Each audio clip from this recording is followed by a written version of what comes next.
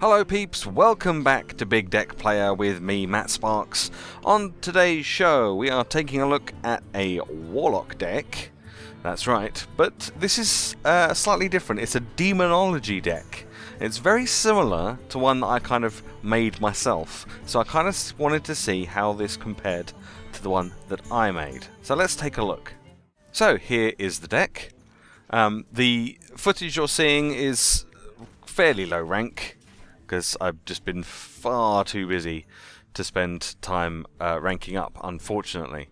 Plus, this deck hasn't performed quite as well for me as it has for other people, sadly. I have been getting a lot of bad luck, but coming up against some good players as well, even at the lower rankings. So it's not always about how good your deck is. Sometimes it's about how bad your opponent is.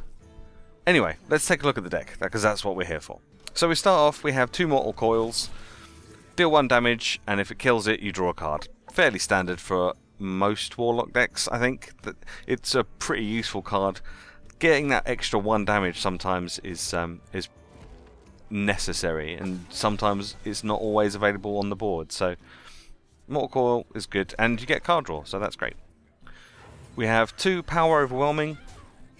Can be useful for getting rid of a taunt. There's a lot of Sludge Belchers get used, so there are a lot of 1/1 imps in this deck. So using a Power Overwhelming on an imp to get rid of a taunt is pretty useful. We have 2 Flame Imps. Again, fairly standard for Warlock decks, mainly seen in zoos, not so much in handlocks.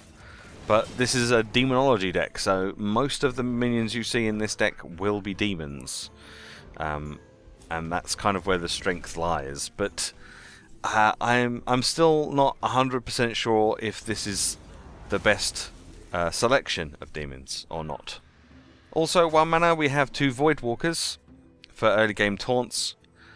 These normally get killed off fairly quickly, unfortunately, unless you can combo them with the 2-cost Demon Fire, which will give it +2/+2, so that'll make that a 3/5, which is actually on turn 2, if you can pull that combo off, is very dangerous, and there's not much that will be able to get rid of it that early in the game.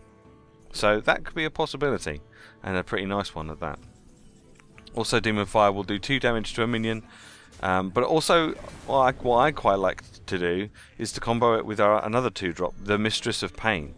Buffing this up to a 3/6 means that every time it does damage, you're going to get healed for 3 rather than getting healed for 1. Also at 2 mana we have 2 Nerubian Eggs, the only minions in this deck that aren't demons. And this is another thing to combo quite nicely with Power Overwhelming to do 4 damage.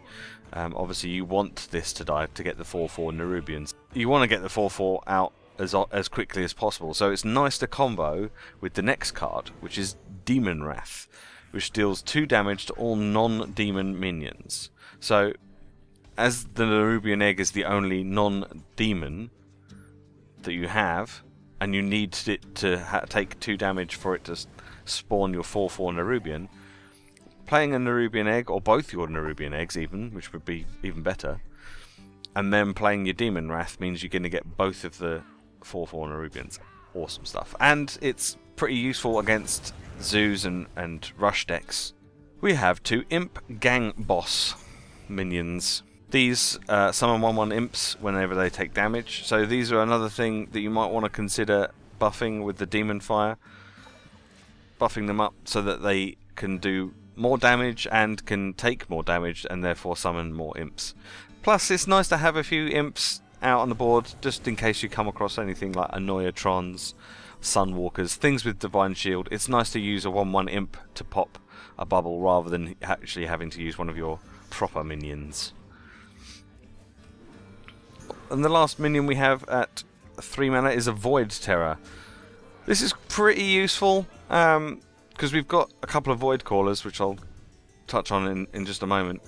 So it's pretty useful to combo a Void Terror with one of those, if you can. But it's also quite nice to put in between a couple of imps after you've attacked and you've still got your imps on the board. Making it a 5/5 for 3 mana, that's pretty good. Got 2 Implosions at 4 mana to deal 2 to 4 damage to a minion. You can guarantee, because this is obviously RNG, you can guarantee that if you really need the 4 damage, you won't get it. In my experience, you'll get 3 damage instead, and then you have to use the Mortal Coil as well. And oh yeah, it's usually fairly reliable though. I must admit, most of the time I'll get 3 to 4 damage out of it. It's very unusual for me to get 2 damage out of the Implosions. As I mentioned earlier, we've got 2 Void Callers. So putting a Void Terror next to these means that the Void Terror is going to get to be a 6/7 at the very least, depending on what the other side of the minion is. And obviously you want to trigger the Death Rattle. So it means you've got a chance at pulling out another demon. Preferably the Doom Guard, because you don't want to lose your 2 cards if you can avoid it. We have a Bane of Doom at 5 mana. Deal 2 damage to a character. If it kills it, summon a random demon. To be quite honest, by the time you get to 5 mana, there's not usually a huge amount of things on the board that have 2 health. So it generally means you have to trade something into it anyway. And the random demon, it could be a Blood Imp, it could be Lord Jaraxxus. It's really, you know, it could be anything. And I think if you were going to switch something out of this deck, I think I'd want to switch out the Bane of Doom and possibly put in the Siphon Soul instead, which is only 1 extra mana, but it destroys a minion and restores 3 health. And I think if I was going to switch out a card, it might be that one. Just because it gives you a little bit of survivability, and obviously if there's anything big on the board, then Siphon Soul will be able to get rid of it. There's no big game hunter in this deck, so anything that gets really big and scary is going to be quite difficult to remove, unfortunately. And more often than not in decks, there is at least one thing that's big and scary. We have 2 Doom Guards at 5 mana. So this is kind of what I was talking about earlier with the Void Callers. You kind of want these guys to be brought out via your Void Callers if you can manage to work it so that that happens. Obviously that doesn't always happen. If you can do it on your turn, then that's even better, because then obviously you can make the most of the charge. If your opponent kills your Void Caller and he brings out a Doom Guard, it's okay, because he still doesn't use his battle cry, but you don't make the most of the charge then. Also at 5 mana we have 2 Floating Watchers. I really like these cards, but I feel like if you put them out as they are at 5 mana, they're probably going to get killed while they've still only got 4 health. I generally see that happens more often than not.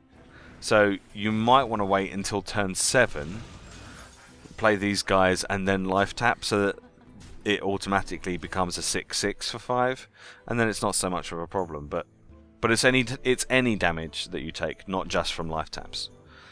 Talking about any damage that you take, we have 1 Dread Infernal. So if you have a Floating Watcher on the board and you play your Dread Infernal, obviously the Floating Watcher will take 1 damage, but your character takes damage as well, which then buffs the Floating Watcher. So that's quite a nice combination. And then last but not least, we have Mal'Ganis. There's no Lord Jaraxxus in this deck, which I found to be quite surprising, seeing as it's a demon deck. There's no Jaraxxus. It's a bit unusual. But we do have a Mal'Ganis. Mal'Ganis is pretty cool. You kind of want to play him when you have sort of 2 or 3 minions on the board already, because he buffs those minions to do quite a lot. So having buffed Floating Watchers or a Dread Infernal or Doom Guards on the board, and then you play Mal'Ganis, they're going to do a lot more damage. So there we go, that's the deck. That is the Demonology Warlock. As per usual, there will be a link in the description, so if you want to go to halfpone.com, check it out for yourself, give it a plus rating. Let me know how you get on. As I say, I think there are things in this deck that I would change personally. Changing out a Bane of Doom for a Siphon Soul maybe trying to put in a Jiraxxus somewhere, but they're just my personal opinions.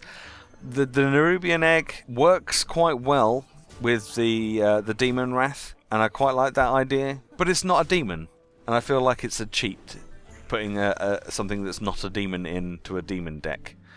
So maybe there's something else we could do instead of the Nerubian Egg. There's also no Demon Heart in this deck, which I thought there would be, which is like a buffed version of the Demon Fire. So instead of dealing 2 damage or buffing a minion with 2/2, Demon Heart deals 5 damage or buffs it +5/+5. So maybe you could take out a Demon Fire and put in a Demon Heart instead. I don't know. I think it's worth playing around with, though. I think it's very cool idea. As I say, it's similar to a deck that I've been playing with myself, but there's a few changes that I think could be made to improve it slightly. Anyway, that's the deck. Have fun with it. Let me know how you get on. If you make any videos with using this deck, feel free to link them to me. I'll be sure to check them out. I will see you next week for some more big deck player. Thanks very much for watching. Bye bye.